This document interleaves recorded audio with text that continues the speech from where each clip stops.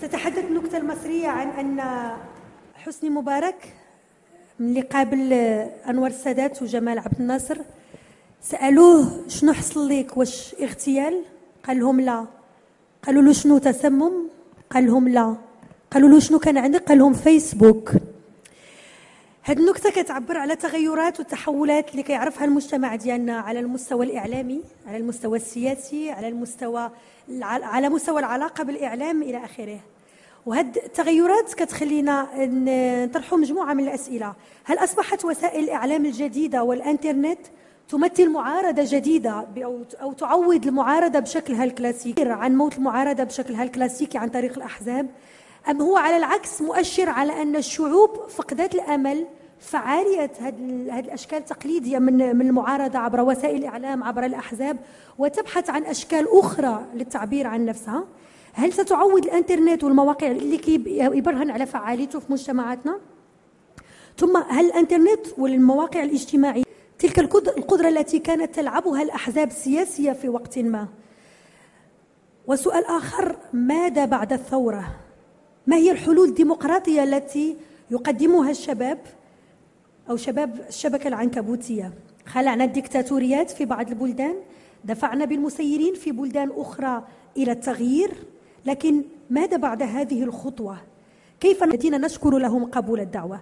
سأعطي الكلمة لكل مشارك لمدة 5 دقائق تقريبا، ومن بعد سنفتح النقاش.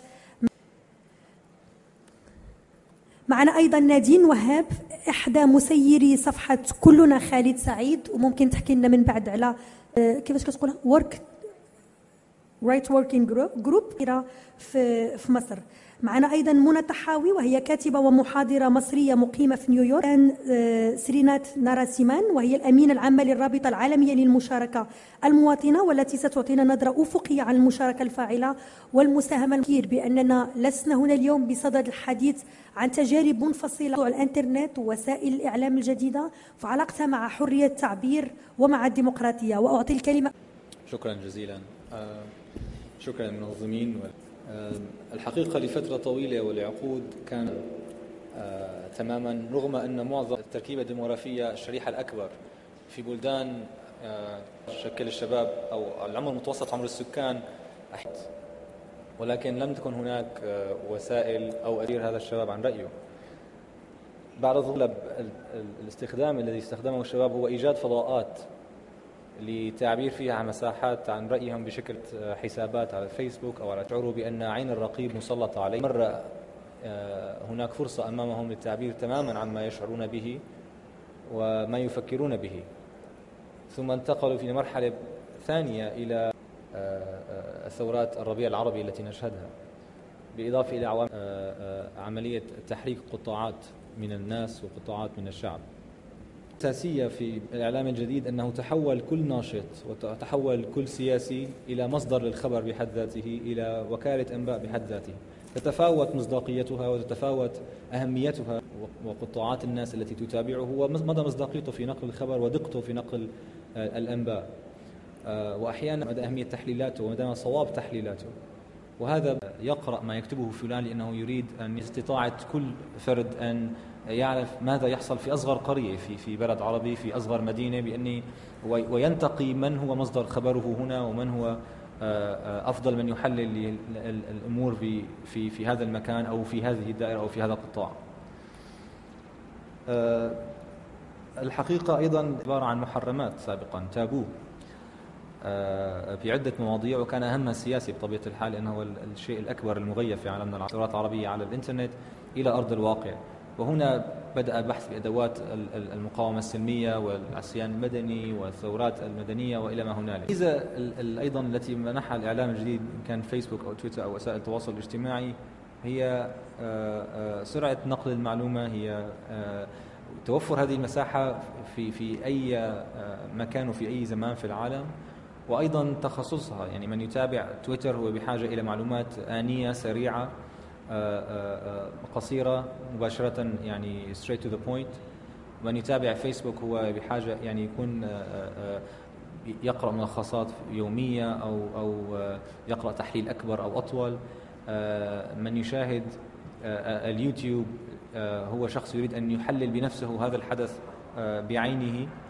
ونقول دائما بأن إذا كانت ثورة تونس هي ثورة الفيسبوك وثورة مصر هي تويتر، فتم يعني empowered، أحسوا بقيمة الكلام الذي يكتبونه، أحسوا بفعالية الكلمات التي يكتبونها.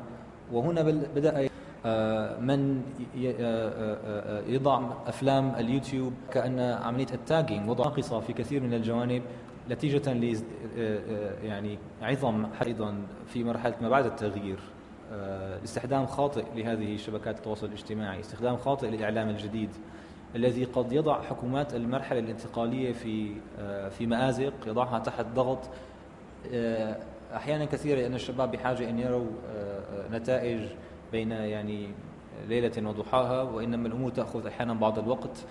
هذا الشيء لمسناه في عدة دول أيضا عربية، وسيظل هذا التحدي قائما. أحيانا غياب الخبرة السياسية، أيضا حكومات المرحلة الانتقالية في أمام تحدي، لأن الشباب قد يريدون أن يروا أمورا تسير باتجاه معين لكن هي لا يمكن أن تسير بهذا الاتجاه. يعني هذا النوع من العلاقة إذن بحاجة إلى ضبط، بحاجة إلى بحث. لا يود أن يكون هناك الكثير من الأبحاث التي تقام على الضبط. التحدي الآن، وهذا أيضا لمسناه في عدة بلدان وسنشاهده في مراحل قادمة، هو لا يعني بالضرورة قدرتهم على التحرك سياسيا على الأرض. يعني هناك مشكلة، لأن بالطبع السياسة هي التحاور بين الناس، هي كسب تأييدهم، هي إنشاء شبكات بين بعضهم البعض. نتيجة اكتساب الخبرة كل الخبرة في الفضاء الإلكتروني، هناك تحدي في نقلها إلى أرض الواقع، لأنها جديدة لم نعد بالضرورة نحتاج يمكنش تكون موجودة على أرض الواقع. فكيف يمكن أن نفعل أو أن ندعم العمل أرض الواقع وذات مردودية أكبر سياسيا؟ شكرا أسامة منجد. As a common language. Looking over the questions that were asked onto its own, and every country has its own kind of traditions and backgrounds. In Egypt, it is well noted that it is a country with a legacy and a history of activism, something that is scarce in countries like Jordan.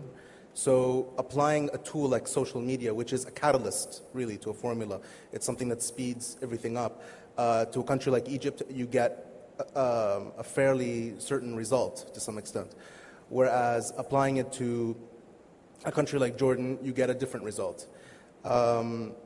The one thing that I have enjoyed watching in my country, in Jordan, is really seeing how this conversation is evolving. And this is a huge thing. I mean, people will constantly wash over it or, underestimate it. But in truth, there are conversations happening on these. They have very strong recognition in the Gulf states, for example. But one of the main differences is that when you look at these forums, they were very closed spaces. They didn't have as the numbers that Facebook has. And as my friend here was saying, is that one of the major benefits is that as soon as people started talking publicly and seeing all these large numbers of people coming together, we began to recognize, oh, well, that guy over there thinks exactly like I do, and that person over there thinks, like me. That person disagrees with me. And so you get to see a larger landscape of people who share your interests and people who don't. And it's a much better way to mobilize on the ground and off the ground. And so for a country like Jordan, we're seeing basically these conversations erupt, these very touchy words, which might be even similar to Morocco, such as constitutional changes, constitutional reform. These are two words that we didn't dare to speak out loud a year ago. To say even these two words was treasonous, deemed to saying, or synonymous to saying that you are trying to change a constitution in order to strip away power from the king. And now it's a public conversation. Now it's something that no one is afraid of talking about. And that is something that has been broken because of using social media and because of the volume of people that are on it. That's, I think, the main thing that I wanted to really address, which is the extent to which these conversations are playing a role. In Jordan, I think and similar countries in the Arab world, the hope is that social media will help, induce a legacy similar to what is existent in Egypt, where people are able to use it to mobilize off the ground, and it helps enable offline activities, which is something that has always been dominated by certain groups. And this has been a huge component of what social media has done. In this past year, for example, there have been widespread protests in Jordan, and they happen everywhere. But Western reporting has always geared them toward a protest happening in Amman today by the Islamists, who have not protested for a month. But everyone else, whether it's on Twitter or Facebook, was talking about protests that were not happening in Amman. They were happening in different cities by tribal members, by political parties, by youth. And this has been a huge way to kind of break that stereotype and saying, look, it's not just these guys who have dominated political opposition. There are other conversations happening, and there are other people who are hosting them. And those people tend to be young. They tend to be maybe unemployed. Maybe they are well-educated, and they're having their own conversations. And you can report as much as you like about whatever you fancy in terms of the Islamists or whatever is sexy to Western reporting, but there are other conversations happening elsewhere, and that's the main role of social media, in my opinion. Thank you. شكرا. كلنا خالد سعيد وناشطة في ميدان حقوق الإنسان. أذكر أن نادين وهاب من مصر. I'm also going to choose to speak in English. One of the things that when I've started being asked to speak on social media is that there's a perception that social media is a panacea. It fixes everything. It actually does not. You need to do the hard work on the ground. You need to organize on the ground to get people out. There's was just mentioned, there's a history of activism in Egypt that never quite reached the masses. And yes, social media allowed you to reach the masses. But there's a lot of other factors. Social media is a tool, and it has to be understood within this context. Several things that happened in Egypt, we can start, at least from my perspective. I'm not going to go into a history of activism in Egypt, but from my perspective, I first got active in 2005 around the Kifaya movement, and then lost all interest with that election and said, I don't care about this anymore. Egypt is a lost cause. 2008, the April 6th movement, or the April 6th protest, which turned into a movement. That's the first time a Facebook invite was used to call for a protest. The person who put the invite on the page wasn't really part of a engaged movement, but this is the first sort of connection between social media and movement building. And then last year, I think for us the turning point was not January 25th or February 11th. I would say it's the entire year of 2010. You had a coming together of several factors.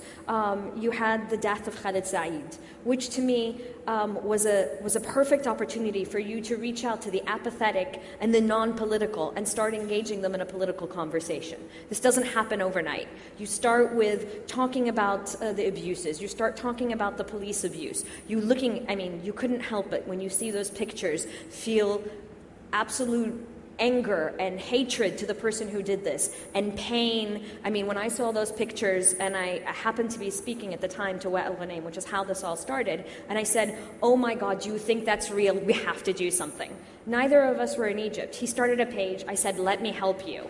And it's just the compassion that you feel for this death that engages you in this, in the conversation. What happened after that? You had the National Association for Change pulling in a huge swath of the community together. People from traditional activists, old-time, old-school, what I like to call men with gray hair, pulling together with youth and coming together and working using different mediums. What social media actually allowed me to do. It allowed me to work on the ground in Egypt while I was living in Washington, D.C. I effected things on the ground. an interesting story. Last June, there was a protest for Khaled Said on the boardwalk in Alexandria at Corniche. And I was living it live. People were posting pictures, people were taking videos. I was calling friends, telling them, you have to go down and take a picture for me. I hear there's something happening here. Can you go see this? So I was affecting facts on the ground while just living through social media and actually being in Washington. But you have to think locally. You have to see what the actions are on the ground. I'm not just retweeting. I'm actually moving people on the ground. Social media allows you to connect people. It allows you to activate around certain actions. So people were posting pictures of themselves wearing black, covering their mouths, engaging in the protest just online. Other people were creating posters. Other people were going down and filming, and other people were actually taking the stand. So the connection there, the hub, yes, is social media, but that isn't the hard work. The hard work was getting 3,000 and repeating it and getting 4,000, 5,000 and getting all those people on the ground. And I think the sort of political turning point for us in Egypt was the parliamentary elections last year. What happened is you had sort of built around the Khaled Said movement a politicizing of the youth base. And then they started coming out for the Day of Anger around the November elections. What happened that day? The Egyptian government attacked the Facebook page, both Al Baradei page and a bunch of other pages came down, including Khaled Said. And we had to scramble to get them back online. This is when the Egyptian government realized that Facebook, how powerful it was. In June, there was a friend of mine was on a panel on the Alexandria Library, and there were U.S. representatives and Egyptian representatives talking about the need to engage the youth in political discourse. And right outside, there were thousands of Egyptian youth lined up, reading the Quran, reading the Bible, and praying and mourning the death of Khaled Said. They didn't even see what was happening in front of their own eyes. November, that changed. And with the international attention, and I don't mean international as in U.S. and European attention, I mean the diaspora movement attention on what happened to Tunis. We all sort of moved in and focused. But we'd all been working up to something. We'd all been trying to do the hard work on the ground, organizing internationally, organizing locally, building up to what? Building up to the November election of Mubarak. We did not want our presidency to be inherited. So there was actual work on the ground. And then all of a sudden, there was an opportunity. Tunis gave you the spark. Tunis gave you the idea. So they started a Facebook event calling for January 25th, which was perfect for Khaled Said, because you know what? It was a police holiday. And so this was coming together. It was serendipity that caused the January 25th date for it to change. But you know what? It wasn't serendipity on the ground. The April 6th movement, the Kifaya movement, those working around Dr. Al Baradei, those working with the National Association for Change, those working at some of the unions, they were all doing that hard work. So every time I come up here, I know I organize online. I'm a communications practitioner. But you know what? You have to support the grassroots building. You have to build your base. You have to engage stakeholders. Otherwise, we're just talking to ourselves. Because what social media also does is it creates an echo chamber where you only hear people you like. So you have to break free of that and really reach out past it. That's it. Thank you. Oh, yes. So my T-shirt says "Lan nasmut," which is "We will not be silent." This is actually not from Egypt. It actually started from the U.S., from discrimination. We will not be silent to discrimination against Arab Americans. We will not be silent against discrimination, even in our own country, in Egypt, against Christians or against any minority. شكرا نادين وهاب.